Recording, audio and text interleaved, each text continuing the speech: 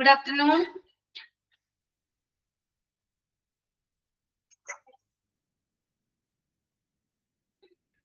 Sound delay.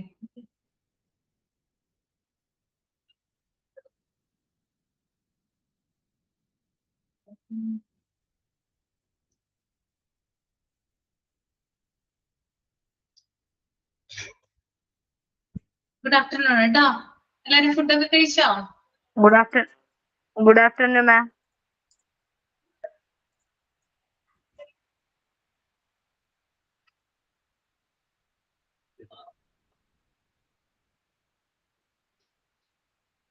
Thank you.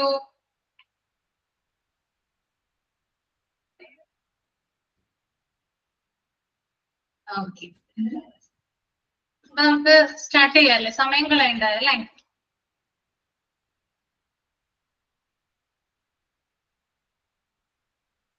Sari super ആണോ? Thank you.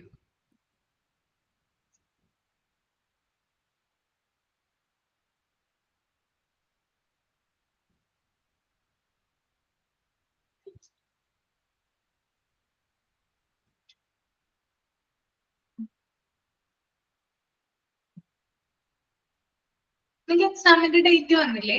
എക്സാമിന്റെ date വന്നോ? എത്രാം തീയതിയാണ്? 20 എത്രയല്ലേ? 29 ആണ്. 29. പിന്നെ ജൂണ് 5, 6, 8, 9. ഓക്കെ.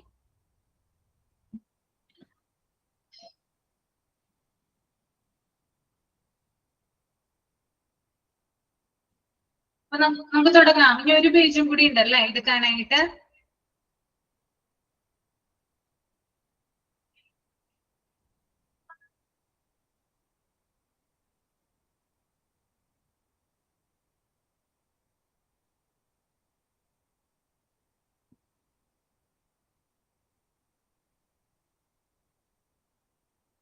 നമ്മള് കഴിഞ്ഞ ക്ലാസ്സില് പ്രൊപ്പോർഷണൽ ഇൻഫാന്റ് മോർട്ടാലിറ്റി റേറ്റ് വരെയല്ലേ പറഞ്ഞത്? അതുവരെയാണോ പറഞ്ഞത്? ആ, ഓക്കെ.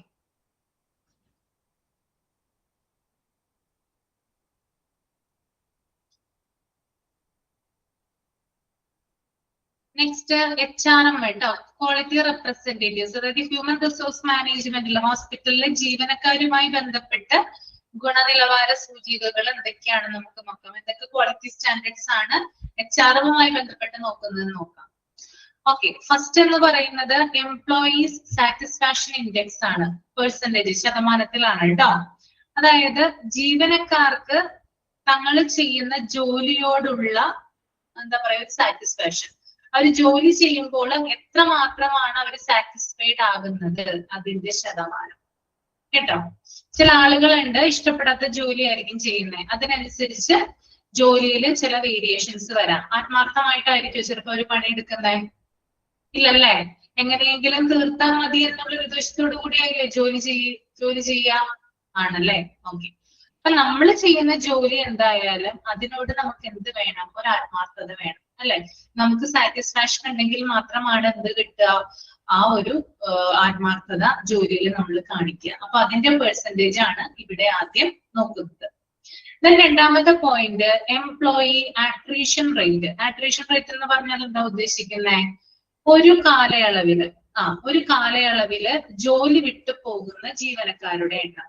ഒരു പീരീഡ് ഓഫ് ടൈമില് ജോലി റിസൈൻ ചെയ്തു പോകുന്ന ജീവനക്കാരുടെ എണ്ണത്തെയാണ് എംപ്ലോയി ആട്രീഷൻ റേറ്റ് എന്ന് ഉദ്ദേശിക്കുന്നത് കേട്ടോ. മൂന്നാമത്തത് എംപ്ലോയി ആബ്സെന്റീസം റേറ്റ്. എന്താണ് ഉദ്ദേശിക്കുന്നത് അവിടെ? ആബ്സെന്റ് ആകുക എന്ന് പറഞ്ഞാൽ എന്താ? ജോലിക്ക് വരാതിരിക്കുക അല്ലെ? പല കാരണങ്ങൾ കൊണ്ട് ജീവനക്കാരൻ എംപ്ലോയീസ് ജോലിക്ക് വരാൻ പറ്റാത്ത അല്ലെങ്കിൽ ജോലിക്ക് പ്രസന്റ് ആവാൻ പറ്റാത്ത സാഹചര്യം, അതിന്റെ ശതമാനം എത്രയാണെന്ന് നോക്കുന്നുണ്ട്. നാലാമത്തെ point percentage of employees who are informed of employee rights, responsibilities and welfare schemes. ജീവനക്കാർക്ക് അവരുടെ അവകാശങ്ങള്, അവരുടെ ഉത്തരവാദിത്തങ്ങള്, ക്ഷേമ പദ്ധതികൾ അറിയാമോ എന്നത് ചെക്ക് ചെയ്യാറുണ്ട്. ഓക്കെ, അതായത് ഒരു സ്ഥാപനത്തിൽ ജോലി ചെയ്യുന്ന ജോലിക്കാർക്ക് അവരുടെ ജോലിയുമായി ബന്ധപ്പെട്ട് ആ എംപ്ലോയീസിന് വേണ്ടിയിട്ടുള്ള അവകാശങ്ങൾ എന്തൊക്കെയാണ്, അത് അവർക്ക് അറിയാമോ? എന്തൊക്കെ അവകാശങ്ങളാണ് അവർക്കുള്ളത്, അവരുടെ റെസ്പോൺസിബിലിറ്റീസ് എന്താണ്, എംപ്ലോയീസുമായി ബന്ധപ്പെട്ട ഉള്ള വെൽഫെയർ സ്കീമുകൾ എന്തൊക്കെയാണെന്ന് അറിയാമോ എന്ന് നാബ് നോക്കാറുണ്ട്. അതായത് ചില എംപ്ലോയീസിനൊക്കെ അറിയില്ല, ചില സ്ഥാപനങ്ങളിലൊക്കെ വർക്ക് ചെയ്യുന്ന ചില എംപ്ലോയീസിന് അറിയില്ല അവർക്ക് ഇന്ന അവകാശങ്ങളുണ്ട്. അവരെന്ത് ചെയ്യും, മാനേജ്മെന്റ് അമിതമായിട്ട് എക്സ്പ്ലോർട്ട് ചെയ്യും, ചൂഷണം ചെയ്യും. അപ്പൊ ഇത്തരത്തിലുള്ള അവകാശങ്ങളും അല്ലെങ്കിൽ ഇത്തരത്തിലുള്ള ക്ഷേമ പദ്ധതികൾ അല്ലെങ്കിൽ വെൽഫെയർ സ്കീംസ് ഒക്കെ അവർക്കുണ്ടെങ്കിൽ അവർക്കത് നേടിയെടുക്കാനായിട്ട് സാധിക്കും ജോലി സ്ഥലത്ത്, അല്ലെ?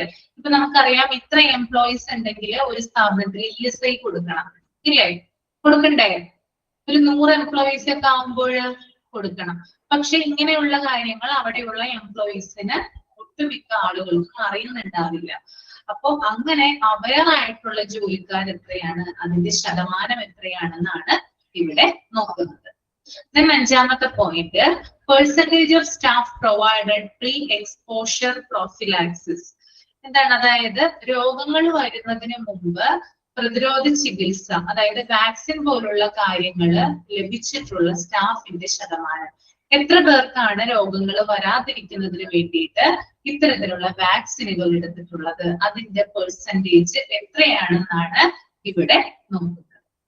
ഓക്കെ, അപ്പോ ആദ്യത്തേത് എംപ്ലോയിയുടെ സാറ്റിസ്ഫാക്ഷൻ ഇൻഡെക്സ് ആണ്, രണ്ടാമത്തത് എംപ്ലോയീസ് റിസൈൻ ചെയ്ത് പോകുന്നതിന്റെ നിരക്ക്, മൂന്നാമത്തത് പ്രസന്റ് ആവാത്തതിന്റെ നിരക്ക്, നാലാമത്തത് ഓരോ എംപ്ലോയീസിനും അവരുടെ റൈറ്റ്സ്, റെസ്പോൺസിബിലിറ്റീസ്, വെൽഫെയർ സ്കീംസ് എത്രമാത്രം അറിയാമെന്നതിന്റെ നിരക്ക്, അഞ്ചാമത്തത് എത്ര സ്റ്റാഫുകളാണ് മുമ്പേ തന്നെ വാക്സിൻ എടുത്തിട്ടുള്ളത്. ഓക്കെ, ക്ലിയർ ആണോ? യെസ്. ഇനി പത്താമത്തേതാണ് കേട്ടോ, ഡിസ്ചാർജ് സമ്മറിയാണ്, ക്വാളിറ്റി റെപ്രസെന്റേറ്റീവ്സ്. എന്താണ് ഡിസ്ചാർജ് സമ്മറി? ഡിസ്ചാർജ് സമ്മറിയിൽ ഒരു പോയിന്റ് ആണ് പറയുന്നത് ടൈം ടേക്കൺ ഫോർ ഡിസ്ചാർജ്. അതായത് ഡോക്ടർ ഡിസ്ചാർജ് തീരുമാനിച്ചതിന് ശേഷം രോഗിയെ അവിടെ നിന്ന് പറഞ്ഞയക്കാനായിട്ട് എടുക്കുന്ന സമയം കുറവാണെങ്കിൽ ഗുണനിലവാരം കൂടുതലായിരിക്കും. അതായത് വളരെ ഇപ്പൊ അരമണിക്കൂർ 1 മണിക്കൂറിനുള്ളിലൊക്കെയാണ് പേഷ്യൻസിനെ പറഞ്ഞു വിടുന്നതെങ്കിൽ ആ ഹോസ്പിറ്റലിന്റെ ക്വാളിറ്റി വലുതായിരിക്കും. ഓക്കെ, ഇനി 11ാമത്തെ point, maintenance department quality representative. Critical equipment break down time, biomedical equipment, general equipment. രണ്ടാമത്തത് equipment utilisation rate, OT, ICU, general equipment. എന്താണ് മെയിന്റനൻസ് ഡിപ്പാർട്ട്മെന്റുമായി ബന്ധപ്പെട്ട് നോക്കുന്ന ഗുണനിലവാരം? അതായത് critical equipment break down time, അതായത് പ്രധാനപ്പെട്ട മെഷീനുകള് എത്ര സമയമാണ് വർക്ക് ചെയ്യാതിരിക്കുന്നത്, എപ്പോഴാണ് ബ്രേക്ക് ഡൗൺ ആയത്, എത്ര സമയത്തേക്കാണ് അത് നീളുന്നത്, അതിന്റെ ഒരു സമയം നോക്കാറുണ്ട്. പിന്നെ അതുപോലെ തന്നെ അവിടെയുള്ള ഉപകരണങ്ങള്, എക്യുപ്മെന്റ് യൂട്ടിലൈസേഷൻ റേറ്റ് എന്ന് പറഞ്ഞാൽ അവിടെയുള്ള ഉപകരണങ്ങള് എത്രത്തോളം എഫക്റ്റീവായിട്ട് പ്രവർത്തിക്കുന്നു അല്ലെങ്കിൽ ഉപയോഗിക്കുന്നു എന്നതിന്റെ റേറ്റ് ആണെന്ത്, എക്യുപ്മെന്റ് യൂട്ടിലൈസേഷൻ റേറ്റ് എന്ന് പറയുന്നത്. അത് OT ഓപ്പറേഷൻ തിയേറ്ററിലുള്ള എക്യുപ്മെന്റുകളാകാം, ICUലുള്ള എക്യുപ്മെന്റുകളാകാം, അല്ലെങ്കിൽ ജനറൽ ആയിട്ടുള്ള എക്യുപ്മെന്റ് ആകാം. ക്ലിയർ ആണോ? ഇത്രയും കാര്യങ്ങളാണ് കേട്ടോ ഓരോ ഡിപ്പാർട്ട്മെന്റിലുമായിട്ട് നമുക്ക് സെപ്പറേറ്റ് ആയിട്ട് നോക്കാനുള്ളത്. ഇനി അടുത്തത് eligibility to apply for hospital accreditation. ഒരു ഹോസ്പിറ്റൽ അക്രഡിറ്റേഷൻ എന്തൊക്കെ എലിജിബിലിറ്റീസ് ആണ് അല്ലെങ്കിൽ എന്തൊക്കെ യോഗ്യതകളാണ് വേണ്ടതെന്ന് നമുക്ക് നോക്കാം. Health care organization HCO that satisfy the following requirements. Currently in operation as a. Voice കുറവാണോ നിങ്ങൾക്ക്? വോയിസ് കുറവുണ്ടോ? ഇല്ല, ചില ആളുകൾക്ക് കേൾക്കുന്നില്ലേ? ഓക്കെ ആണല്ലോ, 100 അയച്ചിരിക്കുന്നേ. ഇതിൽ കൂട്ടാൻ പറ്റില്ല കേട്ടോ. വോയിസ് കുറവാ മാം, വോയിസ് കുറവാണ്, കേൾക്കുന്നില്ല. വോയിസ് ഇതാണ്, കുറവാണ്. 100 ആണ് വോയിസ് വെച്ചിരിക്കുന്നത്. സ്പീക്കർ ഞാൻ നോക്കിയപ്പോ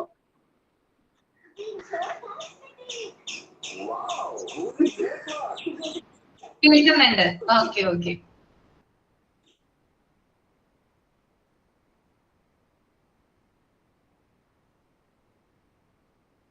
healthcare organization HCO that satisfy the following requirements. Currently in operation as a healthcare provider, it should be above 50 beds. Since hospitals below 50 beds will come under SHCO standards. The hospital has the minimum volume of patients which will evaluate the quality of care given to patients, which is presently 30%. The organization that commits to abide by NAB standards and applicable legal, statutory, regulatory requirements. The healthcare organization should have implemented NAB standards in the HCO for a minimum of 3 months.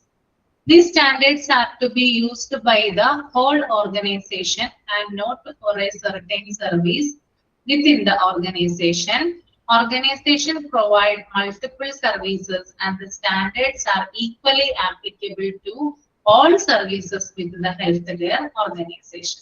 അതായത് നാബിന്റെ accreditation നേടാനുള്ള യോഗ്യതകളാണ് നമ്മൾ ആദ്യത്തെ 4 പോയിന്റുകളിലായിട്ട് പറയുന്നത്. അതിനകത്ത് ആദ്യത്തെ point എന്ന് പറയുന്നത് hospital നല്ല രീതിയിൽ പ്രവർത്തിക്കുന്നതായിരിക്കണം. അതായത് എല്ലാ ദിവസവും ഓപ്പൺ ചെയ്ത് പ്രവർത്തിക്കുന്ന ഒരു ഹോസ്പിറ്റൽ ആയിരിക്കണം എന്ത് ഈ ഒരു നാബ് അക്രഡിറ്റേഷൻ കിട്ടാനുള്ള ഒരു എലിജിബിലിറ്റി എന്ന് പറയുന്നത്. പിന്നെ അതുപോലെ തന്നെ 50 ബെഡിന് മുകളിലായിരിക്കണം. അതായത് ആ ഹോസ്പിറ്റൽ നാബ് അക്രഡിറ്റേഷൻ കിട്ടണമെങ്കിൽ 50 ബെഡ്സില് കൂടുതൽ ഉണ്ടായിരിക്കണം. ഇനി 50-ൽ താഴെയുള്ള ബെഡ് ഹോസ്പിറ്റലുകളെ 50-ൽ താഴെ ബെഡുകളുള്ള ഹോസ്പിറ്റലുകളെ നമ്മൾ SHCO അഥവാ സ്മോൾ ഹെൽത്ത് കെയർ ഓർഗനൈസേഷൻ എന്നാണ് പറയുക. ആ കാറ്റഗറിയിലാണ് അതിനെ ഉൾപ്പെടുത്തുന്നത്. പിന്നെ അതുപോലെ തന്നെ മിനിമം പേഷ്യന്റ് ഉണ്ടായിരിക്കണം. അതായത് രോഗികളുടെ എണ്ണം കൂടുതൽ ഉണ്ടായിരിക്കണം എന്നാണ് പറയുന്നത്. അതായത് രോഗികളുടെ എണ്ണം കൂടുതൽ ഉണ്ടെങ്കിൽ മാത്രമാണ് ക്വാളിറ്റി നമുക്ക് അളക്കാനായിട്ട് സാധിക്കുകയുള്ളൂ. പിന്നെ അതുപോലെ തന്നെ നാബ് സ്റ്റാൻഡേർഡ്സ് പാലിക്കണമെങ്കിൽ അല്ലെങ്കിൽ നാബിന്റെ സർട്ടിഫിക്കേഷൻ കിട്ടണമെങ്കിൽ കുറേയധികം നിയമങ്ങള് അതുപോലെ തന്നെ ക്രൈറ്റീരിയകള് ഇതൊക്കെ പാലിച്ചിരിക്കണം. കുറഞ്ഞത് 3 മാസം സ്റ്റാൻഡേർഡ് നടപ്പിലാക്കിയിരിക്കണം. അപ്പൊ ഇത്രയും സ്റ്റാൻഡേർഡുകൾ 3 മാസമെങ്കിലും നടപ്പിലാക്കിയാൽ മാത്രമാണ് ഒരു ഹോസ്പിറ്റലിൽ ഇന്നോ നാളെയോ ഒരാഴ്ചയോ 1 മാസമോ നടപ്പിലാക്കിയാൽ പോരാ. 3 മാസവും നടപ്പിലാക്കി അത് ഒബ്സർവ് ചെയ്ത് മാർക്ക് സ്കോർ തന്നതിന് ശേഷമാണ് എന്ത് ചെയ്യുക നാബ് അക്രഡിറ്റേഷൻ കിട്ടുക. ഓക്കെ. പിന്നെ നാബ് നമ്മള് അക്രഡിറ്റേഷൻ അപേക്ഷിക്കുന്നതിന് മുമ്പായിട്ട് നാബിന്റെ രീതികൾ അതായത് സ്റ്റാൻഡേർഡ് രീതികൾ ആ ഹോസ്പിറ്റലിൽ നടപ്പിലാക്കിയിരിക്കണം. ഓക്കെ. അതായത് ഇപ്പൊ നാളെയാണ് നാബ് അക്രഡിറ്റേഷന് വേണ്ടിയിട്ട് ആപ്ലിക്കേഷൻ കൊടുക്കുന്നതെന്ന് വിചാരിക്കുക. ഇന്നോ ഇന്നലെയോ നമ്മൾ ഇത്തരത്തിലുള്ള സ്റ്റാൻഡേർഡുകൾ നടപ്പിലാക്കിയിട്ട് യാതൊരു കാര്യമില്ല. 3 മാസം മുമ്പെങ്കിലും ഇത്തരത്തിലുള്ള കാര്യങ്ങൾ ചെയ്താലാണ് നമുക്ക് എന്ത് കിട്ടുക നാബ് അക്രഡിറ്റേഷൻ ലഭിക്കുന്നത്. ഓക്കെ. അപ്പൊ ഈ സ്റ്റാൻഡേർഡുകൾ മുഴുവൻ ഹോസ്പിറ്റലിനും ബാധകമാണ്. ഓക്കെ. എല്ലാ ഹോസ്പിറ്റലിലും ബാധകമാണ്. അത് ആ ഹോസ്പിറ്റൽ ഇങ്ങനെയാണ് മറ്റേ ഹോസ്പിറ്റൽ അങ്ങനെയാണെന്നും പറഞ്ഞിട്ട് ഓരോ ഹോസ്പിറ്റലിനും ഓരോ നിയമങ്ങളല്ല, എല്ലാ ഹോസ്പിറ്റലിനും ഒരേപോലെ ബാധകമായിട്ടുള്ള കാര്യങ്ങളാണ് ഇപ്പോ ഇവിടെ പറഞ്ഞത്. അപ്പൊ ഒരു ഡിപ്പാർട്ട്മെന്റ് മാത്രമല്ല എല്ലാ സേവനങ്ങൾക്കും ഇപ്പൊ നമ്മൾ കുറെ ഡിപ്പാർട്ട്മെന്റ് വൈസ് പറഞ്ഞല്ലേ, ആ ഡിപ്പാർട്ട്മെന്റിലൊക്കെ ഇത്തരത്തിലുള്ള കാര്യങ്ങൾ നടപ്പിലാക്കിയാൽ അല്ലെങ്കിൽ ജനറൽ ആയിട്ട് നമ്മൾ നടപ്പിലാക്കേണ്ട ചില കാര്യങ്ങൾ സാധിച്ചാൽ മാത്രമാണ് നമുക്ക് എന്ത് കിട്ടുക നാബ് അക്രഡിറ്റേഷൻ ലഭിക്കുക.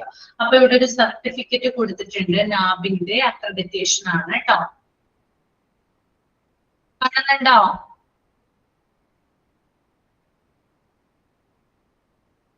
ഇങ്ങനെയാണ് നാബിന്റെ സർട്ടിഫിക്കേഷൻ ലഭിക്കുക.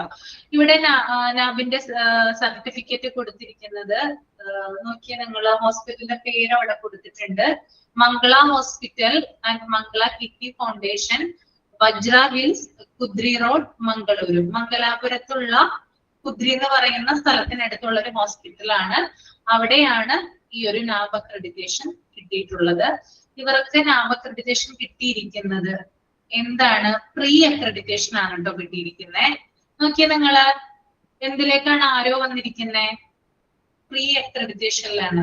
ഗ്രീൻ ആണ് കേട്ടോ, ഗ്രീൻ ട്രയാങ്കിൾ ആണ്. കാണുന്നുണ്ടോ? അപ്പൊ നിങ്ങൾ ശ്രദ്ധിച്ചാൽ മതി, ഹോസ്പിറ്റലിൽ ചെല്ലുമ്പോൾ, വലിയ വലിയ ഹോസ്പിറ്റലിൽ ചെല്ലുമ്പോൾ ഇതിനകത്ത് ഏത് സിമ്പിൾ ആണ് ആ ഹോസ്പിറ്റലിന്റെ സർട്ടിഫിക്കറ്റിൽ ഉള്ളത്? ഓക്കെ, ഇപ്പൊ പ്രീ അക്രഡിറ്റേഷൻ അഥവാ എൻട്രി ലെവൽ ആദ്യം കിട്ടുന്ന ആ ഒരു സിമ്പിൾ ആണ് മംഗള ഹോസ്പിറ്റലിൽ കിട്ടിയിരിക്കുന്നത്. എൻട്രി ലെവൽ ആദ്യമായിട്ടാണ് അവർക്കത് കിട്ടിയിരിക്കുന്നത്. ഇനി അത് മെയിൻറ്റെയിൻ ചെയ്ത് കൊണ്ടുപോയി കഴിഞ്ഞാൽ അവർക്ക് പ്രോഗ്രസീവ് ലെവലിലുള്ള അക്രഡിറ്റേഷൻ സർട്ടിഫിക്കറ്റ് കിട്ടും. പിന്നെ ഫൈനൽ എല്ലാം ഓക്കെ ആണ്, ബെറ്റർ ആണ്, ബെസ്റ്റ് ആണെങ്കിൽ അക്രഡിറ്റേഷൻ സർട്ടിഫിക്കറ്റ് എന്ന് പറഞ്ഞാൽ ലാസ്റ്റ് ആ റൗണ്ടിൽ കണ്ടോ നീലയൊക്കെ, ബ്ലൂ ഉണ്ട്, റെഡ് ഉണ്ട് അല്ലെ, ആ ഒരു സിമ്പിൾ കിട്ടുന്നതായിരിക്കും. ഓക്കെ, അപ്പൊ ഇതാണ് എന്ത് അക്രഡിറ്റേഷന്റെ സർട്ടിഫിക്കറ്റ് എന്ന് പറയുന്നത്. ഇവിടെ ഡേറ്റ് കൊടുത്തിട്ടുണ്ട്. ഈ പ്രീ എൻട്രി ലെവൽ അല്ലെങ്കിൽ പ്രീ അക്രഡിറ്റേഷൻ സർട്ടിഫിക്കറ്റിന്റെ വാലിഡിറ്റി കൊടുത്തിട്ടുണ്ട്. എത്ര നാള് തുടങ്ങി എത്ര നാള് വരെയാണ് അതിന്റെ ഡ്യൂറേഷൻ വരുന്നത്. അത് കഴിഞ്ഞ് വീണ്ടും അവർ ചെക്ക് ചെയ്യും. ചെക്ക് ചെയ്തിട്ടാണ് പിന്നെ അടുത്ത ലെവലിലേക്ക് കൊടുക്കുക. ക്വാളിഫൈഡ് ആയിട്ടുണ്ടെങ്കിൽ രണ്ടാമത്തെ ലെവലിലേക്ക് അല്ലെങ്കിൽ മൂന്നാമത്തെ ലെവലിലേക്ക് അവർക്ക് സർട്ടിഫിക്കേഷൻ വീണ്ടും കൊടുക്കും. ഓക്കെ, അപ്പോ ആദ്യം കൊടുത്തെന്നും പറഞ്ഞ് എല്ലാ കാലത്തേക്കും കിട്ടിയെന്ന് പറഞ്ഞ് ആശ്വസിക്കാൻ പറ്റില്ല. അതിനൊരു വാലിഡിറ്റി ഡേറ്റ് ഉണ്ട്. അത് കഴിഞ്ഞാൽ അവർ എന്ത് ചെയ്യും? വീണ്ടും ഇത് ചെക്ക് ചെയ്യും. ഓക്കെ, ക്ലിയർ ആണോ?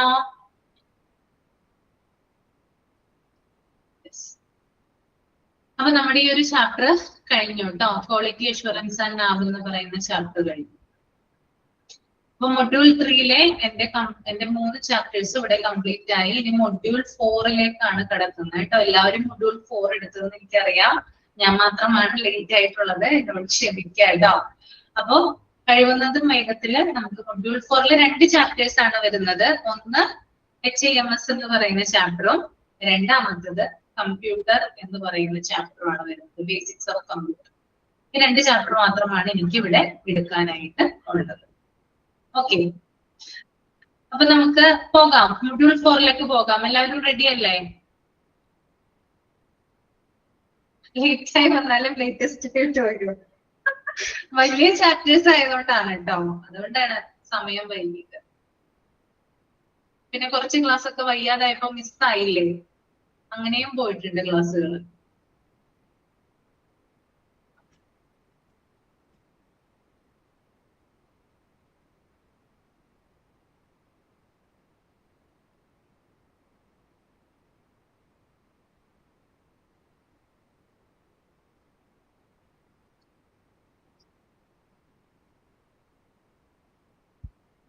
അപ്പോ ചാപ്റ്റർ 8 ആണ് ഹോസ്പിറ്റൽ ഇൻഫർമേഷൻ സിസ്റ്റം ബേസിക്, അല്ലെങ്കിൽ HIMS എന്ന് പറയും, ഹോസ്പിറ്റൽ ഇൻഫർമേഷൻ മാനേജ്മെന്റ് സിസ്റ്റം. ആ ഒരു പേരിലും കൂടി ഈ ചാപ്റ്റർ അറിയാറുണ്ട് കേട്ടോ.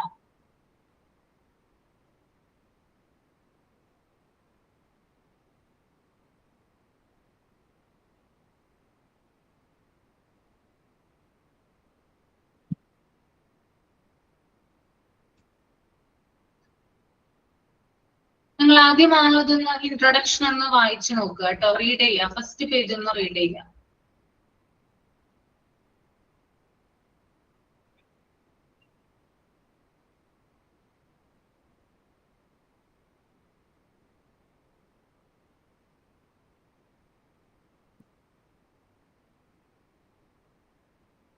അതെ അതെ, ഇത് ഭയങ്കരമായിട്ടുള്ള ലെങ്തി ചാപ്റ്ററാണ്. നോക്കാം നമുക്ക്.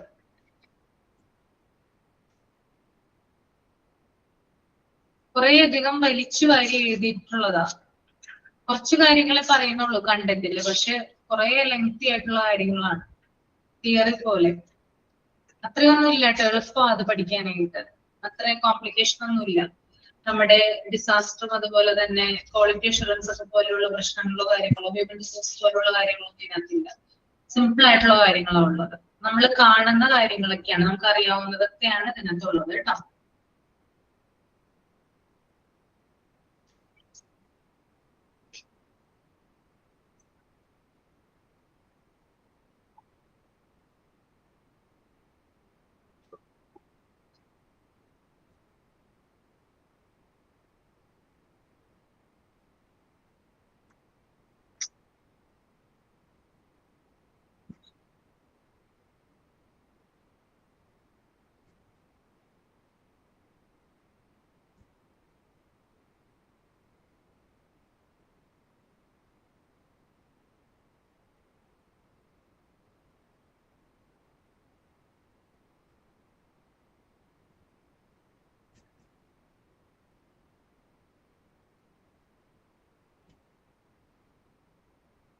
കഴിഞ്ഞു. വായിച്ചോട്ടെ ഞാനെന്നാ. Okay.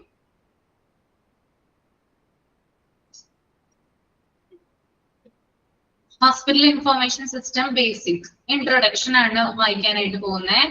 Hospital information system provide a general source of information about a patient's health history and doctor schedule timing.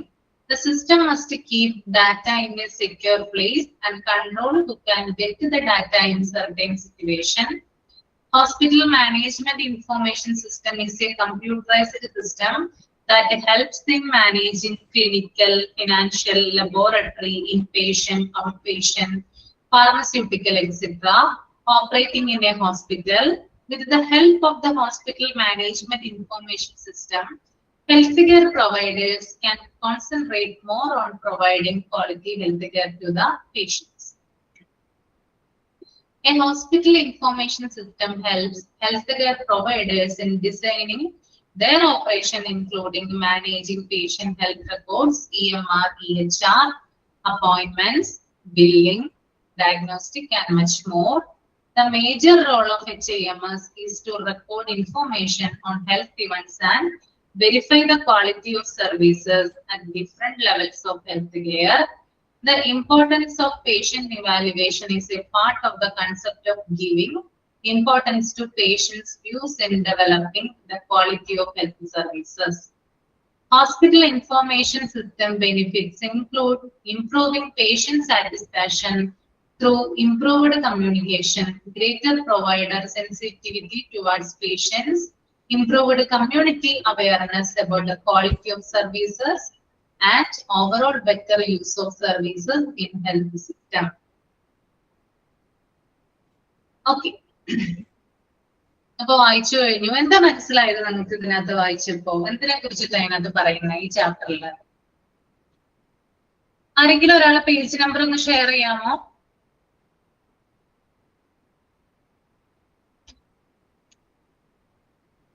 എന്തിനെ കുറിച്ചാ പറയുന്നേ?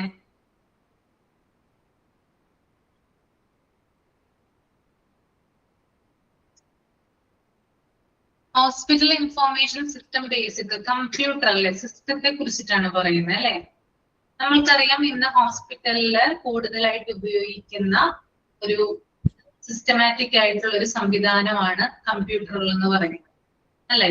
എല്ലാ കാര്യങ്ങളും സിസ്റ്റത്തിലാണ് എന്ത് ചെയ്യുന്നത്, അപ്ഡേറ്റ് ചെയ്ത് വെക്കുന്നതും അതുപോലെ തന്നെ അപ്ലോഡ് ചെയ്യുന്നതും ഇൻഫോർമേഷൻസ് ഒക്കെ കളക്ട് ചെയ്യുന്നതും എല്ലാ കാര്യങ്ങളും കമ്പ്യൂട്ടർ മുഖേനയാണ് നടക്കുന്നത്. അപ്പോ ഹോസ്പിറ്റലിൽ എത്രമാത്രമാണ് അതിന്റെ ഇമ്പോർട്ടൻസ് എന്നാണ് ഇതില് പ്രധാനമായിട്ടും ഈ ചാപ്റ്ററിൽ പറയുന്നത് കേട്ടോ. അപ്പോ എന്തൊക്കെയാണ് പറയുന്നതെന്ന് നോക്കാം. അതിനകത്ത് ആദ്യത്തെ പാരാഗ്രാഫില് കുറച്ച് കാര്യങ്ങൾ പറയുന്നുണ്ട്. അതായത് ഹോസ്പിറ്റൽ ഇൻഫോർമേഷൻ സിസ്റ്റം എന്ന് പറയുന്നത് രോഗിയുടെ രോഗവിവരങ്ങളും അതുപോലെ തന്നെ ഡോക്ടർമാരുടെ ടൈമുകളും സൂക്ഷിക്കുന്ന ഒരു സിസ്റ്റമാണ്. അപ്പൊ ഈ എന്താ പറയാ, ഹോസ്പിറ്റൽ ഇൻഫർമേഷൻ സിസ്റ്റത്തിൽ എന്തൊക്കെ കാര്യങ്ങളാണ് സൂക്ഷിക്കുന്നത്? ഒരു രോഗിയെ സംബന്ധിച്ച് അദ്ദേഹത്തിന്റെ കംപ്ലീറ്റ് ഡീറ്റെയിൽസ്, അതായത് അദ്ദേഹത്തിന്റെ പേഴ്സണൽ ഡീറ്റെയിൽസ്, അദ്ദേഹത്തിന് എന്ത് രോഗമാണുള്ളത് അതുമായി ബന്ധപ്പെട്ടിട്ടുള്ള മെഡിക്കേഷൻ ഡീറ്റെയിൽസ് ഒക്കെ എന്തിലുണ്ടാകും? സിസ്റ്റത്തില് സൂക്ഷിച്ചു വെച്ചിട്ടുണ്ടാകും അല്ലെ. നമ്മൾ ഹോസ്പിറ്റലിൽ ചെല്ലുന്ന സമയത്ത് നമ്മള് ജസ്റ്റ് നമ്മുടെ മൊബൈൽ നമ്പർ പറഞ്ഞു കൊടുത്താൽ മതി അല്ലെ. മൊബൈൽ നമ്പർ പറഞ്ഞു കൊടുക്കുമ്പോൾ അവരെന്ത് ചെയ്യും? നമ്മുടെ ഫയൽ എടുക്കും അല്ലെ. ഓക്കെ.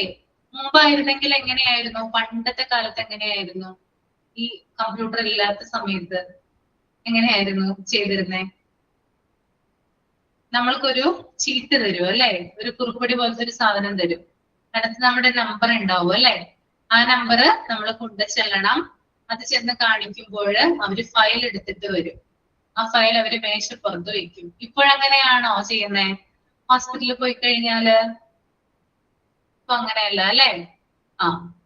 ഫയൽ എന്ന് പറയുന്നത് ഡിജിറ്റൽ ആക്കുവാണ് അല്ലെ. കമ്പ്യൂട്ടറിലാണ് എല്ലാ കാര്യങ്ങളും സ്റ്റോർ ചെയ്ത് വെക്കുന്നത്. നമ്മൾ അവിടെ ചെന്നിട്ട് നമ്മുടെ ഡീറ്റെയിൽസ് കാര്യങ്ങളൊക്കെ പറഞ്ഞു കൊടുക്കുമ്പോൾ നമ്മൾക്കൊരു UHID കിട്ടും. ആ UHID എല്ലാ ഡിപ്പാർട്ട്മെന്റുകളുമായിട്ട് കണക്ട് ചെയ്യുകയും എന്ത് ചെയ്യുന്നു? നമ്മൾക്ക് അതിനനുസരിച്ചിട്ടുള്ള സേവനങ്ങൾ ലഭിക്കുകയും ചെയ്യും. നമ്മൾ രജിസ്ട്രേഷൻ കഴിഞ്ഞതിന് ശേഷം നേരെ ചെല്ലുന്നത് ഡോക്ടറുടെ കൺസൾട്ടേഷൻ റൂമിലാണ് അല്ലെ. അപ്പൊ നമ്മളിപ്പോ ഫയൽ എന്തെങ്കിലും കൊണ്ടുപോകുന്നുണ്ടോ, അല്ലെങ്കിൽ അവര് നമുക്ക് എന്തെങ്കിലും ഫയൽ തരുമോ? ഇല്ല. കമ്പ്യൂട്ടറിൽ നോക്കിയാണല്ലേ ഡോക്ടർ എന്ത് ചെയ്യുന്നത്, പ്രിസ്ക്രിപ്ഷൻ സഹിതം ടൈപ്പ് ചെയ്ത് എഴുതുന്നതെന്ന് പറയാൻ പറ്റില്ല, ടൈപ്പ് ചെയ്യുന്നത്. അത് നേരെ ഫാർമസിയിലേക്ക് ചെല്ലും അല്ലേ. ആ പ്രിസ്ക്രിപ്ഷൻ നമ്മൾ ചീട്ടൊക്കെ കൊണ്ടുപോകണോ? പ്രിസ്ക്രിപ്ഷന്റെ ഡോക്ടർ തന്നാണെന്ന് പറഞ്ഞ് ഫാർമസിയില് കൊണ്ടുപോകണോ? വേണ്ട. അവിടെ നമ്മുടെ എല്ലാ ഡീറ്റെയിൽസും അവിടുത്തെ കമ്പ്യൂട്ടറിൽ വരും അല്ലെ. എന്നിട്ടാണ് അവർ എന്ത് ചെയ്യുക, നമുക്ക് മരുന്നായിട്ട് തരിക. അപ്പൊ ആകെ നമ്മുടെ കയ്യിലുണ്ടാകുന്ന കടലാസിന്റെ കഷ്ണം എന്ന് പറയുന്നത് ഫാർമസിയിലെ ബില്ലിന്റെ ആ ഒരു പേപ്പർ മാത്രമായിരിക്കും അല്ലെ. വേറെ എന്തെങ്കിലും ഉണ്ടാവോ നമ്മുടെ കയ്യില്? ഒന്നും ഉണ്ടാവില്ല അല്ലെ. പിന്നെ സ്കാൻ ചെയ്തിട്ടുള്ള അല്ലെങ്കിൽ ലാബ് റിപ്പോർട്ട്, ഇതൊക്കെ ഡോക്ടറുടെ കമ്പ്യൂട്ടറിന്റെ മുമ്പിലാണ് അല്ലെങ്കിൽ കമ്പ്യൂട്ടറിൽ ഉണ്ടാവും. നമ്മൾ അവിടെ ജസ്റ്റ് ചെന്നിരുന്നാൽ മതി, ഡോക്ടർ ഇങ്ങനെ നോക്കും. നമ്മുടെ ലാബ് റിപ്പോർട്ട് ആയാലും മറ്റെന്ത് റിപ്പോർട്ടുകളായാലും നമ്മൾ എന്ത് ചെയ്യണ്ട, MRIയുടെ ഫിലിം നമ്മൾ കൊണ്ടുപോയി കാണിക്കണം. കാരണം അത് ചില സാഹചര്യത്തിൽ വരില്ല. അല്ലെങ്കിൽ എല്ലാവരും എക്സ്റേ ഉൾപ്പെടെയുള്ള എല്ലാ കാര്യങ്ങളും കമ്പ്യൂട്ടറിൽ പ്രത്യക്ഷപ്പെടും.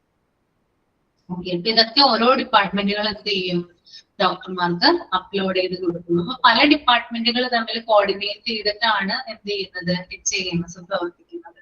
ഒരു ഡിപ്പാർട്ട്മെന്റ് മാത്രമല്ല, രജിസ്ട്രേഷൻ തുടങ്ങി കൺസൾട്ടേഷൻ, ലാബ്, ഫാർമസി, അങ്ങനെ റേഡിയോളജി, എല്ലാ തരത്തിലുള്ള ഡിപ്പാർട്ട്മെന്റുകളെയും തമ്മിൽ കൂട്ടിയിണക്കിയിട്ട് കൊണ്ടുപോകുന്ന ഒരു സംവിധാനമാണത് HIMS എന്ന് പറയുന്നത്. മനസ്സിലായോ? ക്ലിയർ ആണോ? ഓക്കെ. അപ്പൊ രോഗിയുടെ വിവരങ്ങൾ മാത്രമല്ല ഇവിടെ സൂക്ഷിക്കുന്നത്, മറിച്ച് ഡോക്ടേഴ്സിന്റെ ടൈം അവരെപ്പോഴൊക്കെയാണ് അവൈലബിൾ ആയിട്ടുള്ളത്, അവരുടെ ബുക്കിംഗ് ഒക്കെ കംപ്ലീറ്റ് ആയോ അല്ലെ. ചില ഡോക്ടേഴ്സിനെ നമ്മൾ വിളിക്കുമ്പോൾ അവർ പറയും ജസ്റ്റ് ഒന്ന് നോക്കണ്ടേ എന്ന് പറഞ്ഞിട്ട് ഒരു സെക്കൻഡ് അവര് ചോദിക്കും അല്ലെ നമ്മൾ വിളിക്കുന്ന സമയത്ത്. അപ്പൊ അവര് നോക്കിയിട്ട് പറയും അയ്യോ ബുക്കിംഗ് ഓൾമോസ്റ്റ് കംപ്ലീറ്റ് ആയി, ഇത്ര ടോക്കൺ വരെ എടുക്കുള്ളൂ, ഇനി പിന്നീട് വിളിച്ച് ബുക്ക് ചെയ്യേണ്ടി വരും, അല്ലെങ്കിൽ ഇവിടെ വന്ന് രജിസ്റ്റർ ചെയ്യേണ്ടി വരും, അല്ലെങ്കിൽ ചീട്ട് എടുക്കേണ്ടി വരും എന്നൊക്കെ ഒരു പറയാറുണ്ട് അല്ലെ. ഓക്കെ, അപ്പൊ നേരത്തെ തന്നെ മുൻകൂട്ടി ബുക്ക് ചെയ്യുമ്പോഴാണ് എന്ത് ചെയ്യുന്നത്, നമുക്ക് ഇത്തരത്തില് ടോക്കൺ ഒക്കെ കിട്ടാതെയായിട്ട് വരുന്നത്. അപ്പൊ ഓരോ ഡോക്ടേഴ്സും എപ്പോഴൊക്കെയാണ് അവൈലബിള്, അവരിരിക്കുന്ന സമയം എപ്പോഴാണ്, ഇതൊക്കെ നമുക്ക് HIMSലൂടെ അറിയാനായിട്ട് സാധിക്കും. പിന്നെ മറ്റൊരു പ്രത്യേകത എന്ന് പറഞ്ഞാല് പേഷ്യന്റിന്റെ വിവരങ്ങൾ സുരക്ഷിതമായിട്ട് സൂക്ഷിക്കുന്നു, വളരെ കോൺഫിഡൻഷ്യൽ ആയിട്ട്. അതായത് ഒരു തേർഡ് പാർട്ടി ആക്സസ് ചെയ്യാത്ത രീതിയിൽ എന്ത് ചെയ്യുന്നു, റെക്കോർഡ് സൂക്ഷിക്കുന്നു. ഒരു രോഗിയുടെ റെക്കോർഡ് എന്ന് പറയുന്നത് ആ രോഗിയും ആ ഹോസ്പിറ്റലും മാത്രം എന്താ പറയാ, അവർക്ക് മാത്രമാണ് അതില് ഇന്ററാക്ട് ചെയ്യാനുള്ള അല്ലെങ്കിൽ അത് നോക്കാനുള്ള അവകാശമുള്ളത്. അപ്പൊ ഞാൻ പേഷ്യന്റ് ആണെങ്കിൽ എനിക്കും ഞാൻ പോകുന്ന ഹോസ്പിറ്റലിന്റെ അതോറിറ്റിക്ക് മാത്രമാണ് എന്റെ ഫയല് നോക്കാനുള്ള അധികാരമുള്ളത്. മറ്റ് തേർഡ് പാർട്ടി വന്നിട്ട് എന്ത് ചെയ്യാൻ പാടില്ല, അത് ആക്സസ് ചെയ്യാനായിട്ട് പാടുള്ളതല്ല. അപ്പൊ രോഗിയുടെ വിവരങ്ങള് രഹസ്യമായിട്ട് അല്ലെങ്കിൽ വളരെ സുരക്ഷിതമായിട്ട് സൂക്ഷിക്കുകയും ആവശ്യമായിട്ടുള്ള ആളുകൾക്ക് മാത്രം വിവരങ്ങൾ കാണാൻ കൊടുക്കുകയും ചെയ്യുന്നു.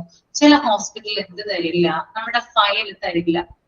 നമ്മളിപ്പോ ഒരു ഹോസ്പിറ്റലിൽ ഫയൽ എടുത്തു വെച്ചു എന്ന് വിചാരിക്കാം, വേറൊരു ഹോസ്പിറ്റലിൽ നമുക്ക് കാണിക്കണം, ഈ ഫയൽ ആവശ്യമാണ്, ചെന്ന് ചോദിച്ചാൽ അവർ ഉടനെ തന്നെ തരുമോ?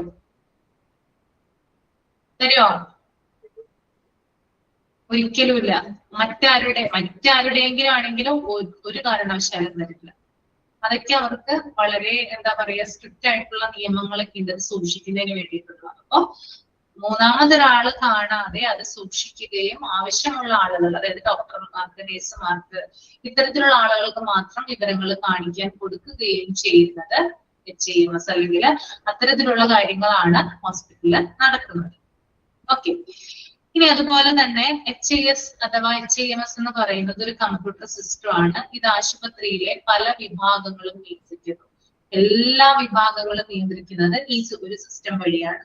അതായത് ക്ലിനിക്കൽ ആയിട്ടുള്ള കാര്യങ്ങള്, അതുപോലെ തന്നെ പണമിടപാട്, ബില്ലിംഗ്, ഫിനാൻഷ്യൽ ആയിട്ടുള്ള കാര്യങ്ങള്, ലബോറട്ടറി പ്രവർത്തനങ്ങള്, അതുപോലെ ഔട്ട് പേഷ്യന്റ് ഏരിയയുമായി ബന്ധപ്പെട്ട കാര്യങ്ങള്, ഇൻപേഷ്യന്റ് വാർഡുമായി ബന്ധപ്പെട്ടിട്ടുള്ള കാര്യങ്ങള്, ഫാർമസിയിലെ കാര്യങ്ങള്, അങ്ങനെ എല്ലാ കാര്യങ്ങളും നിയന്ത്രിക്കുന്നത് HIMS എന്ന് പറയുന്ന ഹോസ്പിറ്റലിന്റെ സോഫ്റ്റ്വെയർ ആണ്. പിന്നെ ഇതുകൊണ്ട് ചില ബെനിഫിറ്റുകൾ ഉണ്ട്. അതായത് HIMS അഥവാ HIS ഉള്ളത് കൊണ്ട് ഡോക്ടർമാർക്ക് പേഷ്യന്റിനെ കൂടുതൽ ശ്രദ്ധിക്കാനായിട്ട് കഴിയും. എന്തുകൊണ്ടാണ്? പേപ്പർ വർക്ക് കുറയും. ശരിയാണോ? നിങ്ങൾക്ക് എന്താണ് അഭിപ്രായം? അവര് കൂടുതൽ ശ്രദ്ധിക്കാറുണ്ടോ നമ്മളെ? എഴുതി കുത്തി എഴുതണ്ടല്ലോ ഇരുന്ന്, നമ്മുടെ വിവരങ്ങളൊക്കെ കേട്ട് ഇങ്ങനെ എഴുതിക്കൊണ്ടിരിക്കേണ്ട അല്ലെ? പെട്ടെന്ന് നമ്മളെ കൂടുതൽ കേൾക്കാനും അതിനനുസരിച്ച് ടൈപ്പ് ചെയ്ത് കമ്പ്യൂട്ടറിൽ എന്താ പറയാ എൻ്റർ ചെയ്ത് വെക്കാനൊക്കെ സാധിക്കും അല്ലെ? അപ്പൊ പേപ്പർ വർക്ക് കുറയുന്നത് കാരണം ഡോക്ടർമാർക്ക് നമ്മളെ കൂടുതൽ ശ്രദ്ധിക്കാനായിട്ട് സാധിക്കും. പിന്നെ HESന്റെ പ്രധാന ജോലി എന്ന് പറയുന്നത് രോഗിയുടെ രേഖകൾ. എന്തൊക്കെയാണ് രോഗിയുടെ റെക്കോർഡ് എന്ന് പറയുന്നത്? ഒന്ന് EMR അതുപോലെ തന്നെ EHR ഉണ്ട്. രണ്ടും ഒന്ന് തന്നെയാണ്. ഇലക്ട്രോണിക് മെഡിക്കൽ റെക്കോർഡും ഇലക്ട്രോണിക് ഹെൽത്ത് റെക്കോർഡും. ഓക്കെ, അപ്പൊ ഇത്തരത്തിലുള്ള രോഗിയുടെ രേഖകള്, അതുപോലെ തന്നെ അപ്പോയിന്റ്മെന്റ് ബുക്കിങ്ങുമായി ബന്ധപ്പെട്ട കാര്യങ്ങള്, ബില്ലിങ്, ടെസ്റ്റുകള്, ഡയഗ്നോസിസുകള്, ഇത്തരത്തിലുള്ള കാര്യങ്ങളൊക്കെ HESലാണ് സൂക്ഷിച്ച് വെക്കുന്നത്. അപ്പൊ അപ്പോയിന്റ്മെന്റുകൾ ഉൾപ്പെടെയുള്ള, ബില്ലിംഗ് ഉൾപ്പെടെയുള്ള, ടെസ്റ്റ് അല്ലെങ്കിൽ ഡയഗ്നോസിസ് ഉൾപ്പെടെയുള്ള കാര്യങ്ങളൊക്കെ HESലാണ് സൂക്ഷിക്കുന്നത്. പിന്നെ അതുപോലെ തന്നെ HIMS എന്ത് ചെയ്യുന്നുണ്ട്? HIMS HES എന്ന് പറയുന്ന ഒന്ന് തന്നെയാണ് കേട്ടോ. ഇത് എന്ത് ചെയ്യുന്നുണ്ട്? എല്ലാ ചികിത്സാ വിവരങ്ങളും റെക്കോർഡ് ചെയ്യുകയും സേവനത്തിന്റെ ഗുണമേന്മ പരിശോധിക്കുകയും ചെയ്യുന്നു. അപ്പോ രോഗിയുമായി ബന്ധപ്പെട്ടിട്ട് എന്തൊക്കെ ട്രീറ്റ്മെന്റ് അല്ലെങ്കിൽ എന്തൊക്കെ സേവനങ്ങളാണോ കിട്ടിയിട്ടുള്ളത് അതെല്ലാനും സിസ്റ്റത്തിൽ റെക്കോർഡ് ചെയ്യുന്നു. പിന്നീട് അത് നഷ്ടപ്പെടില്ല കേട്ടോ. നമുക്ക് എപ്പോഴാണെങ്കിലും അത് വീണ്ടെടുക്കാനായിട്ട് സാധിക്കും. അപ്പൊ റെക്കോർഡ് ചെയ്യുകയും അതുപോലെ സർവീസിന്റെ ക്വാളിറ്റി പരിശോധിക്കുകയും HIMS നൽകുന്നുണ്ട്. മനസ്സിലായോ ഇത്രയും കാര്യങ്ങള്? ഓക്കെ ആണോ എല്ലാവർക്കും? അതുപോലെ തന്നെ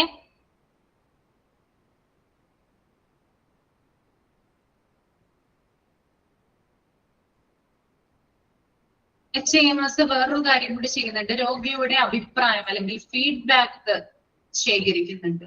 അതായത് പേഷ്യൻസിന് ഫീഡ്ബാക്ക് ഉണ്ടാവും. അതായത് ചില ഹോസ്പിറ്റലൊക്കെ ചെല്ലുന്ന സമയത്ത് റിവ്യൂ കൊടുക്കാനൊക്കെ പറയില്ലേ?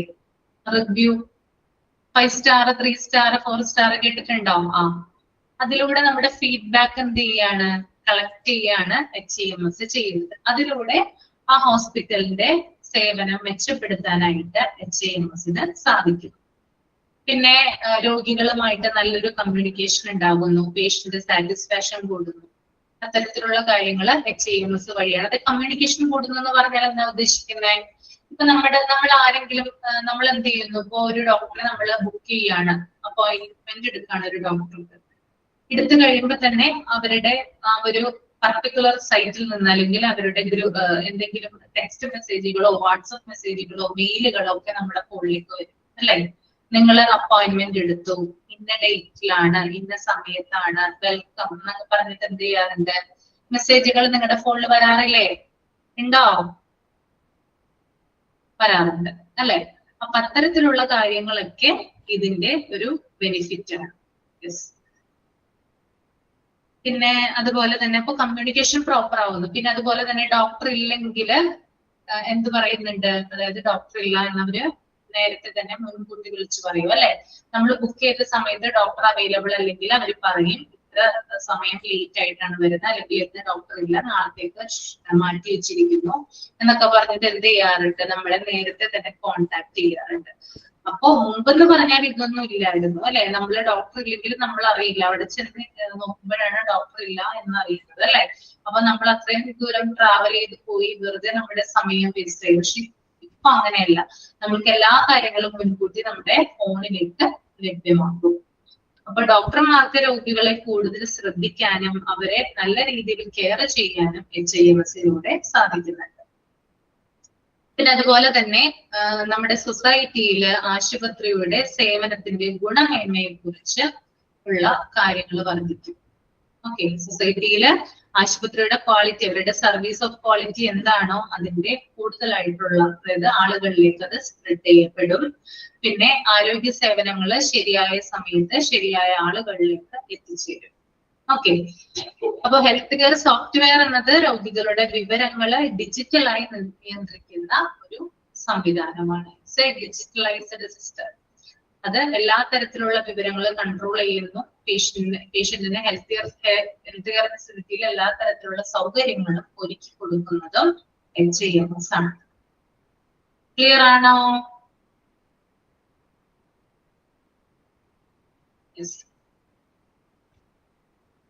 അപ്പൊ താഴെ ഒരു ഡയഗ്രാം പോലെ ഒരു സംഭവം കൊടുത്തിട്ടുണ്ട്, നല്ല കളർഫുൾ ആയിട്ട്. കണ്ടോ നിങ്ങള്? ടെക്സ്റ്റില് കളർഫുൾ നിങ്ങളുടെ ടെക്സ്റ്റിൽ എങ്ങനെയാണ്? കളർഫുൾ ആണോ അല്ലെങ്കിൽ ബ്ലാക്ക് ആൻഡ് വൈറ്റ് ആണോ? എങ്ങനെയാ കൊടുത്തിരിക്കുന്നത്? ബ്ലാക്ക് ആൻഡ് വൈറ്റ് ആണ് അല്ലെ? ഇത് നമ്മുടെ സിസ്റ്റത്തിൽ ആയതുകൊണ്ടാണ് ഇങ്ങനെ കിടക്കുന്നത് കേട്ടോ. അപ്പോ എന്താ മനസ്സിലായത്? എന്താ ഇവിടെ പറയുന്നേ? ഏത് ഹോസ്പിറ്റലിന്റെ എൻവയോൺമെന്റ് അവിടെ കൊടുത്തിരിക്കുന്നത്?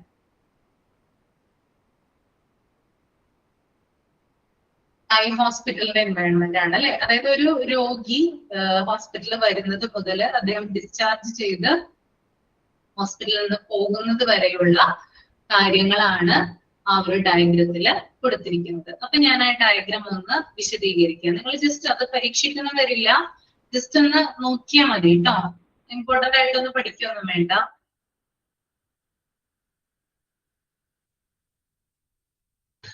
രോഗി ആദ്യം ഹോസ്പിറ്റലിലേക്ക് വരുന്നത് എവിടേക്കാ?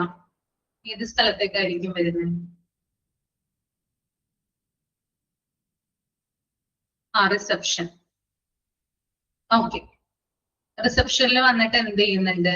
രജിസ്ട്രേഷൻ നടത്തുന്നുണ്ട് അല്ലേ?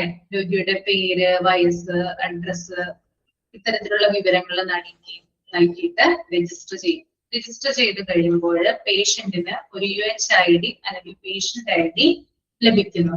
ഇതാണ് ഈ UHID അല്ലെങ്കിൽ പേഷ്യന്റ് ID വെച്ചിട്ടാണ് പേഷ്യന്റിന്റെ എല്ലാ തരത്തിലുള്ള പ്രോസസ്സുകളും പിന്നീട് നടക്കുന്നത്. ഓക്കെ, അതിനുശേഷം എന്ത് ചെയ്യും? അതായത് നമ്മളെ സ്വീകരിക്കാനായിട്ട് അവിടെ ആളുകൾ ഉണ്ടാവും അല്ലെ? ഏത് ഡോക്ടറെയാണ് കാണേണ്ടത്? നമ്മൾ രജിസ്റ്റർ ഒക്കെ ചെയ്ത് കഴിഞ്ഞാൽ നമ്മൾ ചിലപ്പോൾ ആദ്യമായിട്ടൊക്കെയാണ് ചെയ്യുന്നതെങ്കിൽ നമ്മൾ ചോദിക്കും എവിടെയായിരിക്കുന്നതെന്നൊക്കെ ചോദിക്കും അല്ലെ? അപ്പൊ അവര് പറഞ്ഞു തരും. ഇനി അതും അല്ലെങ്കിൽ നമ്മളെ സ്വീകരിക്കുന്നതിന് വേണ്ടിയിട്ട് അവിടെ ആളുകൾ നിൽക്കുന്നുണ്ടാവും അല്ലെ? അവര് നമ്മളോട് ചോദിക്കില്ലേ, നിങ്ങൾക്ക് എവിടെയാണ് നിങ്ങൾക്ക് പോവേണ്ടത്, ഏത് ഡോക്ടറെയാണ് കാണേണ്ടതെന്ന് ചോദിക്കും അല്ലെ? അപ്പോ അവര് നമ്മളെ ഗൈഡ് ചെയ്യും. അതിനുശേഷം നമ്മൾ എന്ത് ചെയ്യും? ഡോക്ടറുടെ കൺസൾട്ടേഷൻ റൂമില് പോകും. ഡോക്ടർ എന്ത് ചെയ്യും? രോഗിയെ പരിശോധിക്കും, രോഗലക്ഷണങ്ങൾ, സിംറ്റംസ് ഒക്കെ നോക്കും. ആവശ്യമെങ്കിൽ ഡയഗ്നോസിസ് അഥവാ രോഗനിർണയം ചെയ്യും. അതിനുശേഷം ഇപ്പൊ ഒരു ഐ ഹോസ്പിറ്റൽ ആണ് അല്ലെ? അപ്പൊ ഇൻവെസ്റ്റിഗേഷൻ എന്ന് പറയുന്നത് പ്രധാനമായിട്ട് എന്തായിരിക്കും? ഐ ഹോസ്പിറ്റലില് എന്തായിരിക്കും ഇൻവെസ്റ്റിഗേഷൻ? കണ്ണ് പരിശോധിക്കുന്നതല്ലേ? ഐ ടെസ്റ്റ് ആണ് അല്ലെ? ആവശ്യമെങ്കിൽ കണ്ണ് ടെസ്റ്റ് ചെയ്യാൻ എഴുതും, വേണമെങ്കിൽ ലാബ് ടെസ്റ്റ് എഴുതി കൊടുക്കും. അതുപോലെ തന്നെ ഇതിന്റെ റിസൾട്ടുകള് HIS സ്റ്റോർ ചെയ്യും.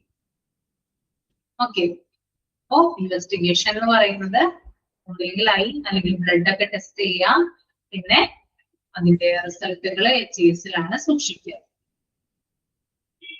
അതിനുശേഷം മെഡിക്കൽ റെക്കോർഡ്സ്, അതായത് എല്ലാ വിവരങ്ങളും, മെഡിക്കൽ റെക്കോർഡ് എന്ന് പറഞ്ഞാൽ ഡിജിറ്റൽ ആയിട്ടാണ് സൂക്ഷിക്കുന്നത് കേട്ടോ. ഡിജിറ്റൽ ആയിട്ടാണ്, അതായത് രോഗി പേഷ്യന്റ് എന്തൊക്കെ പരിശോധനകൾ നടത്തി, എന്തൊക്കെ ടെസ്റ്റുകളാണ് ചെയ്തത്, എന്തൊക്കെ ചികിത്സകളാണ് ചെയ്തത്, ഇങ്ങനെയുള്ള എല്ലാ കാര്യങ്ങളും മെഡിക്കൽ റെക്കോർഡില് ഡിജിറ്റൽ ആയിട്ട് എന്ത് ചെയ്യുന്നു? സൂക്ഷിക്കുന്നു. അതിനുശേഷം ഡോക്ടർ എന്ത് ചെയ്യും? ഈ ടെസ്റ്റുകളും കാര്യങ്ങളൊക്കെ നോക്കിക്കഴിഞ്ഞതിന് ശേഷം ആവശ്യമെങ്കിലും മരുന്നെത്തും. അല്ലെങ്കിൽ ഐ ഹോസ്പിറ്റലാണ് അല്ലെ? അപ്പൊ എന്ത് എഴുതാനുള്ള സാധ്യത കൂടുതലാണ്? ഗ്ലാസ് അല്ലെ? കണ്ണട എഴുതാനുള്ള സാധ്യത കൂടുതലാണ്. ഓക്കെ, ഒന്നുകിൽ മരുന്ന് അല്ലെങ്കിൽ ഗ്ലാസ് പ്രിസ്ക്രൈബ് ചെയ്യും. അതിനുശേഷം ക്യാഷ് കൗണ്ടറിൽ ചെന്നിട്ട് കൺസൾട്ടേഷൻ ഫീ അല്ലെ? നമ്മൾ ആദ്യമായി ചിലപ്പോൾ ചില ഹോസ്പിറ്റലില്, എല്ലാ ഹോസ്പിറ്റലിലും ആദ്യം തന്നെയാണ് കൺസൾട്ടേഷൻ ഫീ അടക്കുന്നത്. ചില ഹോസ്പിറ്റലിൽ ഒരുമിച്ചൊക്കെ വാങ്ങിക്കാറുണ്ട്. അപ്പോ കൺസൾട്ടേഷൻ ഫീ അടക്കാനുണ്ടെങ്കിൽ അത് അടക്കണം. പിന്നെ ടെസ്റ്റിന്റെ ചാർജ് അടയ്ക്കാനുണ്ടെങ്കിൽ, ഫീസ് അടക്കാനുണ്ടെങ്കിൽ അത് അടയ്ക്കാം. ഓക്കെ, ഇതാണ് ബില്ലിങ്ങിന് ചെയ്യുന്നത് കേട്ടോ. പിന്നെ പേഷ്യന്റിന്റെ അവസ്ഥ, കണ്ടീഷൻ മോശമാവുകയാണെങ്കിൽ അഡ്മിഷൻ ആവശ്യമാണ്. അങ്ങനെയായാല് രോഗി എന്ത് ചെയ്യണം? പേഷ്യന്റിനെ വാർഡില് അഡ്മിറ്റ് ചെയ്യണം. ഓക്കെ, ഇനി ആവശ്യമെങ്കിൽ സർജറി ആവശ്യമാണെങ്കിൽ സർജറി ചെയ്യണം, അല്ലെങ്കിൽ മറ്റ് ചികിത്സകള് ചെയ്യണം.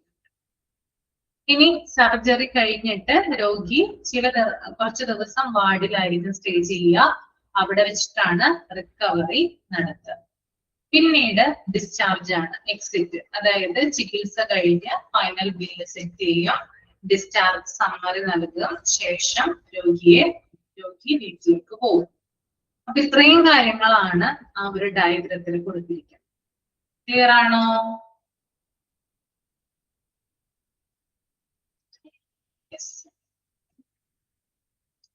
ഇനി നെക്സ്റ്റ് പേജ് നിങ്ങളൊന്ന് റീഡ് ചെയ്യൂ കേട്ടോ. അതിനുശേഷം ഞാൻ പറഞ്ഞു തരാം. ഒരു ഫോട്ടോ ഒക്കെ കൊടുത്തിട്ടുണ്ട് അവിടെ.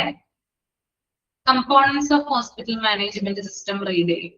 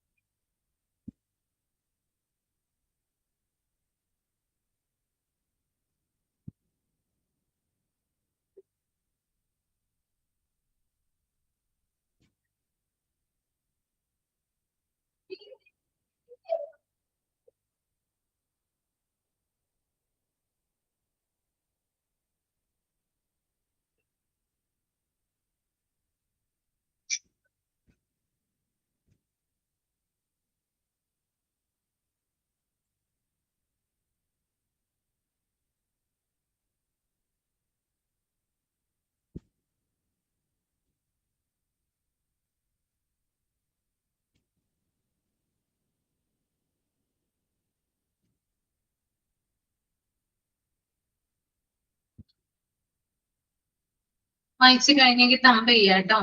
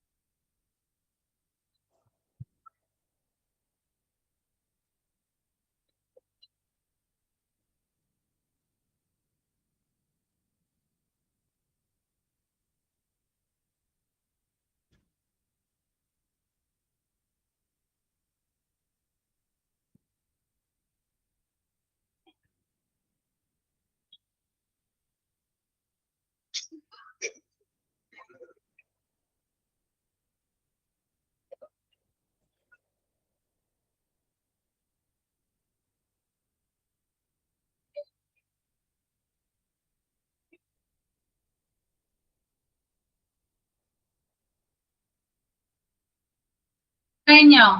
വായിച്ചു കഴിഞ്ഞോ? അപ്പോയിന്റ്മെന്റ് മാനേജ്മെന്റ് മാത്രം വായിച്ചാൽ മതി കേട്ടോ. അപ്പൊ നമുക്ക് നോക്കാം.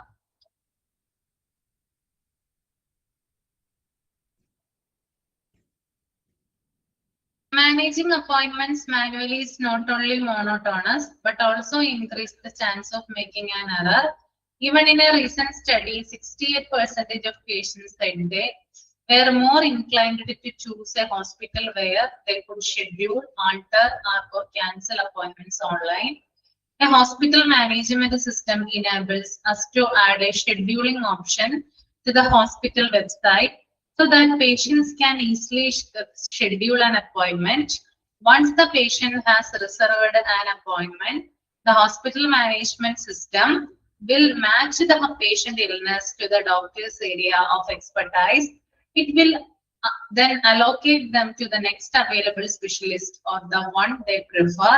It also updates the available slots in real time to avoid any perplexity at the hospital. The next step in appointment booking is to gather medical documents. An HMS with a patient portal is used to collect documents and share the patient history with the doctors well in advance. If the patient requires help at his/her house, the system will verify the doctor's availability for the remote visit and assign accordingly. In this way, patients can create an easy and error-free process by digitalizing the appointment reserving process. Okay. അപ്പോ ഇവിടെ പ്രധാനമായിട്ടും പറയുന്നത് appointment മാനേജ്മെന്റിനെ കുറിച്ചിട്ടാണ് കേട്ടോ. അതായത് appointment manage ചെയ്യാന്നുള്ളത് നമ്മൾക്ക് കൈകൊണ്ട് കൈകാര്യം ചെയ്യുന്നത് കുറച്ച് ബുദ്ധിമുട്ടുള്ള കാര്യമാണ്. കാരണം അതിൽ നമുക്ക് എറർ, അതായത് തെറ്റുകൾ വരാനുള്ള സാധ്യതകൾ കൂടുതലാണ്. രോഗികളെ കൂടുതലായി ഇഷ്ടപ്പെടുന്ന ഒരു കാര്യം എന്ന് പറഞ്ഞാല് എപ്പോഴും ഓൺലൈനായിട്ട് അപ്പോയിന്റ്മെന്റ് എടുക്കാനാണ്. ആണോ? നിങ്ങൾക്ക് ഓൺലൈനായിട്ട് അപ്പോയിന്റ്മെന്റ് എടുക്കാനാണോ താല്പര്യം? ആണോ? യെസ്, എല്ലാവർക്കും അങ്ങനെ തന്നെയാണ് അല്ലേ?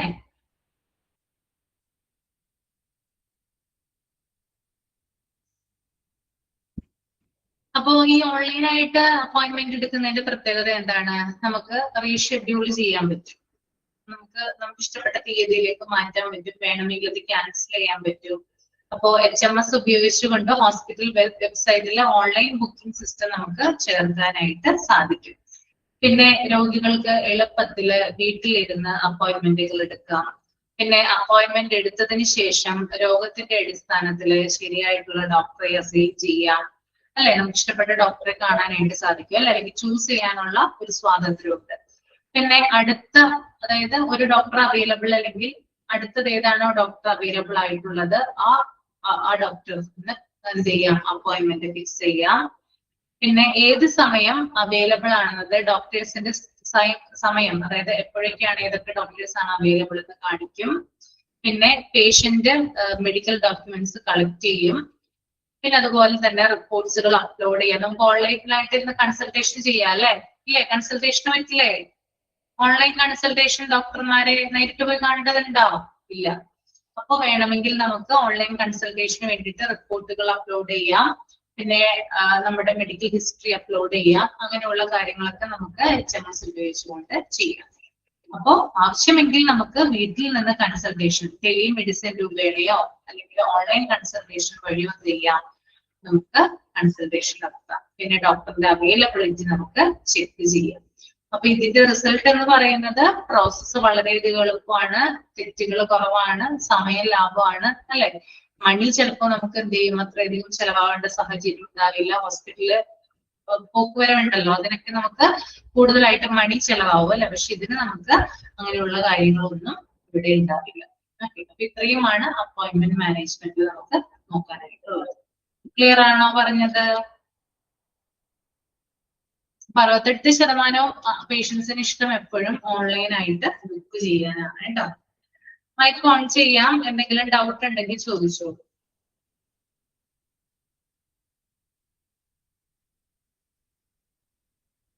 ചാപ്റ്റർ ഇഷ്ടമായോ? ഇഷ്ടമായി?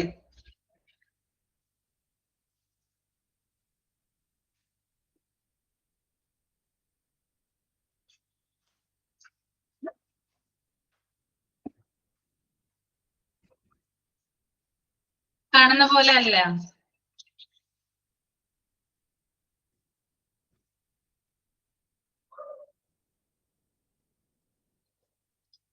തുടക്കം ഓക്കെ ആണല്ലേ?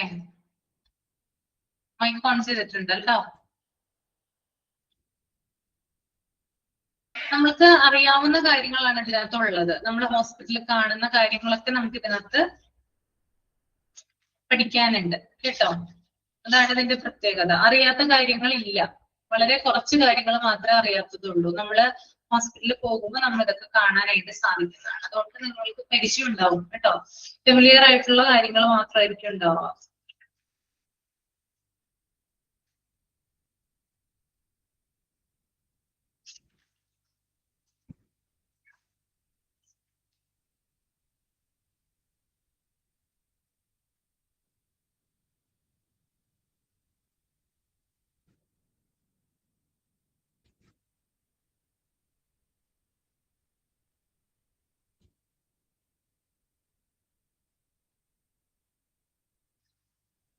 ഓക്കെ, ഡൗട്ട് ഒന്നുമില്ല?